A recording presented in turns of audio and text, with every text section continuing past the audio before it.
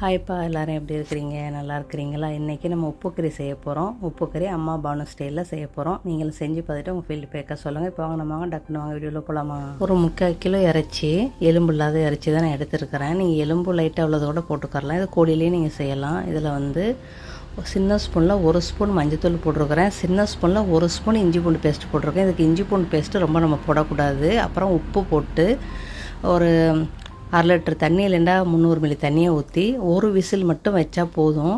ஏன்னா இது வந்து அரை வேக்காடு வெந்தால் நம்மளுக்கு போதும். ரொம்ப வேகக்கூடாது இந்த ரெசிபிக்கு. ஏன்னா அதுக்கப்புறம் மறுபடியும் நம்ம வேக வைக்கணும். சரியா? இப்போ வந்து நல்லா அரை வேக்காடு வெந்துருச்சு.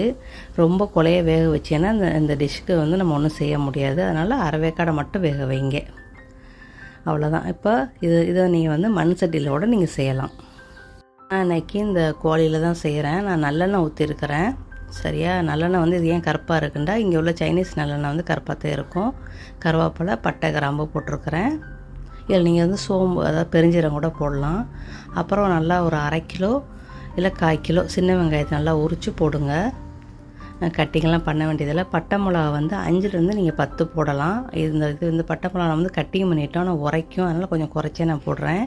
நம்ம குண்டு மிளகா இருந்தால் நம்ம வந்து இந்த ரெசிபிக்கு வந்து மிளகாயை வந்து பிக்காமல் தான் போடணும். சரியா? நம்மளுக்கு நீட்ட மிளகாய்னால நான் கட்டிங் பண்ணி போட்டிருக்கிறேன்.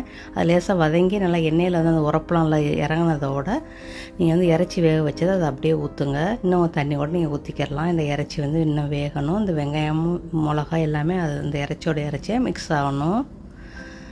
அப்புறம் இன்னும் தண்ணி ஊற்றி நல்லா மிக்ஸ் பண்ணி உப்பு பார்த்துக்கிட்டு ஒரு மூடி போட்டு மீடியம் சைஸ்லேயே அடுப்பை வைங்க போதும். இல்லைன்னா சின்ன அடுப்பில் வச்சா கூட போதும். இப்போ வந்து கொஞ்சம் நல்லா சுண்டி இருக்குது பாருங்களேன். நல்லா இது பண்ணியிருக்கு.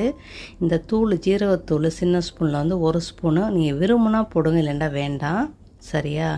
அதுக்கப்புறம் மிளகுத்தூள் வந்து 1/2 ஸ்பூனும், ஜீரகத்தூள் வந்து 1 ஸ்பூனும் போடுறேன். சின்ன ஸ்பூனில் நான் போடுறேன். அந்த 1 கிலோ, இந்த 3/4 கிலோ இறைச்சிக்கு நல்லா மிக்ஸ் பண்ணுங்கள். அப்புறம் இந்த மாதிரி நல்லா பாருங்கள், நல்லா வெந்துருச்சு. இப்படி கையில் எடுத்தீங்கன்னா நல்லா வந்து இது பண்ணணும். சாப்பிட்றதுக்கு அவ்வளோ நல்லாயிருக்கும். கண்டிப்பாக ட்ரை பண்ணி பாருங்கள். இப்போ வந்து நம்மளுக்கு நல்லா எண்ணெயெல்லாம் விட்டுருச்சு. இந்த ரெசிபியில் வந்து நம்ம வந்து ஒரு கிரிசி போட்டோம் அப்படின்டா, தேங்காய் இதுகளை போட்டோம்னா இந்த ஒரு ஸ்டைலோட ரெண்டாங்க. அதே மாதிரி தான் இதுவும். நம்ம ரெண்டாங்க மலேசியன் ஸ்டைலில் எப்படி செய்கிறோமோ அதே மாதிரி தான் நம்ம உப்பு கறி வந்து அதே ஸ்டைலில் தான் இருக்குது. இன்னும் ஒரு 2 பொருளை போட்டோம்னா அதான் மலேசியன் ரெண்டாங்க. அவ்வளோதான், வேறு ஒன்றுமே வித்தியாசம் இல்லை. ஆனால் அது டேஸ்ட்டு வேறு மாதிரி இருக்கும், இந்த டேஸ்ட்டு வேறு மாதிரி இருக்கும். கண்டிப்பாக நீங்களும் ட்ரை பண்ணி பாருங்கள். எங்கள் ஊர் ஸ்டைல் படி செய்யக்கூடிய உப்பு கறி எப்படி இருக்குது அப்படின்னு முடிஞ்சால் கமெண்ட் பண்ணுங்கள். அடுத்த பதிலை சந்திக்கலாம். வாழ்க வளமுடன். அஸ்ஸலாமு அலைக்கும்.